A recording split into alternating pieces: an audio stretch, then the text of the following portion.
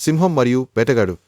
ఎప్పుడో ఒకప్పుడు పచ్చని అడవిలో పక్షులు కూస్తూ, నదులు పారుతూ, జంతువులన్నీ ఒకరినొకరు గౌరవిస్తూ జీవించేవి. ఆ అడవిలో ఒక మహాసింహం ఉండేది. అడవికి కాపలాదారిగా పేరు పొందింది. ఒకరోజు అడవిలోకి ఓ వేటగాడు వచ్చాడు. అతనికి బాణాలు, కత్తులు, ఉచ్చులు ఉండేవి.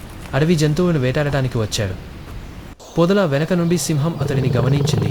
అది ప్రమాదాన్ని భావించింది. ఈ వ్యక్తి ప్రయాణికుడు కాదు అని పసికట్టింది. సిను అనే వేటగాడు తన బాణాన్ని ఒక జింకపై లక్ష్యంగా పెట్టాడు.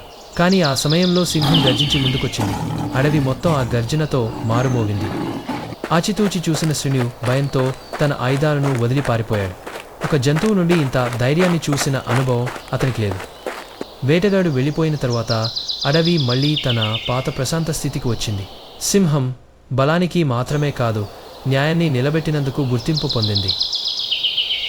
ఈ కథ ద్వారా మనం నేర్చుకోవాల్సింది, బలహీనులను వేటాడడంలో ధైర్యం కాదు, నిజమైన ధైర్యం అన్యాయాన్ని ఎదుర్కోవడమే.